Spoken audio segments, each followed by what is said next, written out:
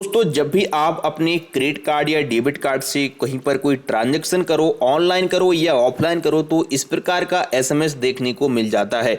लेकिन हम सभी बस यहाँ पर ये देखते हैं कि कितने का ट्रांजैक्शन हुआ। यहाँ पर बैंक हमारे लिए इसके द्वारा यही जानकारी दे रहा है, लेकिन इसके पीछे बहुत बड़ा राज छुपा होता है। हम इसको सही से समझ नहीं पाते हैं। इससे अगर हम समझ लेते हैं लाइफ में एक बात, तो हम बहुत कुछ यहाँ से सीख सकते हैं और बहुत कुछ यहाँ से अपना नुकसान होने से बचा सकते हैं। सोचिए, अगर आपके साथ कभी कुछ फ्रॉड हो गया बाय चांस, लेकिन आप सतर्क रहते हैं, सावधान रहते हैं, उसके बावजूद अगर आपका कोई डिटेल कहीं पर शेयर हो गया गलती से और किसी ने आपके अकाउंट से पैसे को निकाल लिया, आपके डेबिट कार्ड से और क्रेडिट कार्ड से, तो उस स्थिति में आपके पास इस प्रकार का एसएमएस आएगा। और जब तक कि आप बैंक को इन्फॉर्म करोगे तब तक वो पैसा दूसरा बंदा कहीं यूज कर लेगा, तो आप कुछ भी नहीं कर सकते उसका। बैंक का एक रूल्स होता है कि आपको यहाँ पर कुछ लिमिटेड टाइम के समय ही बैंक को इन्फॉर्म करना होता है, और साथ में ही यहाँ पर आप लोग को कंडीशन और लागू होती है कि जब तक कि उस अमाउंट में से कुछ अमाउंट यूज ना कर लिया जाए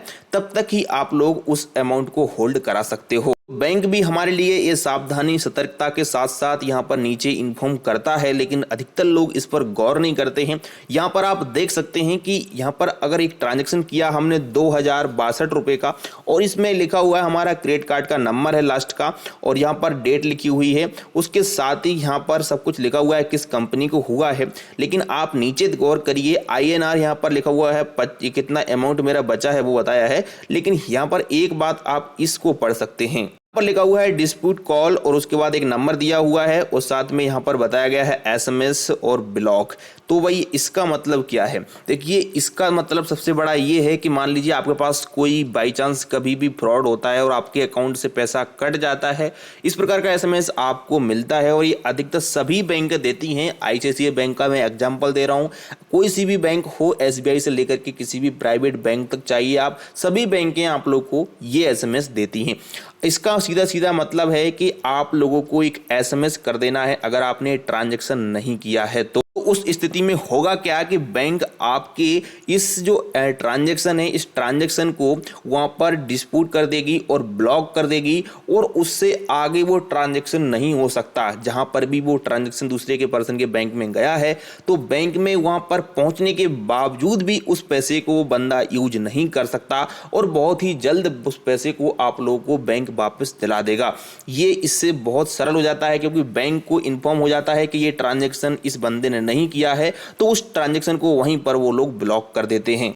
आप लोगों को किस प्रकार से करना है, तो यहाँ पर एक नंबर भी दिया हुआ है, आपको सिंपल सा लिखना है एसएमएस। अगर मान लीजिए आपके पास कोई ट्रांजैक्शन किया और आपके पास ऐसा एसएमएस आया और आपने नहीं किया है, तो आपको तुरंत की तुरंत एसएमएस लिखना है, उसके बाद ब्लॉक लिख देना है, उसके बाद आपने कार्ड के 4 अंक लिख देना है। एग्जाम्पल के लिए यहाँ पर देखिए बताया भी गया है कि एसएमएस लिख दीजिए, और एसएमएस लिखने के बाद यहाँ पर 2019 जैसे कि यहाँ पर कार्ड है तो ये लिख दीजिए, और आपके जो रजिस्टर्ड बैंक में आपका मोबाइल नंबर है, उसी मोबाइल नंबर से जिस मोबाइल नंबर पर एसएमएस आया है उस पर आप लोगों को यहां पर इस नंबर पर भेज देना है 9215676766। ये नंबर अलग अलग हो सकता है हर बैंक का, लेकिन आप लोग एक बात यहां पर ध्यान दें कि यहां पर देखिए सभी में बताया गया है। मुझे जैसे कि मेरे पास जो भी ट्रांजैक्शन करता हूं हर बार मुझे यहां पर आता है, तो इसके बारे में आप लोगों को इससे पहले पता था या फिर नहीं पता था, मुझे कमेंट बॉक्स में जरूर बताना। और इसका सीधा सीधा मतलब यही है कि आपकी सेफ्टी के लिए भेजा जाता है, और इससे आप लोग बहुत बड़े फ्रॉड से बच सकते हो। ऐसी गुप्त जानकारियां आप सभी लोगों को याद रखनी चाहिए लाइफ में। जब भी मान लीजिए आपके साथ कोई 1,50,000 या 2 लाख का ट्रांजैक्शन गलती से हो जाता है, कभी भी कोई बाई चांस आपका फ्रॉड कर देता है, तो भाई उस स्थिति में हमारे दिमाग में कुछ भी थॉट काम नहीं करता है, तो हम बैंक को फ़ोन लगाने लगते हैं, और बहुत सारी बैंकों में रात के समय सुविधा नहीं होती है कॉल लगाने की, तो फिर उस स्थिति में कोई ऑप्शन हमारे पास नहीं बचता है।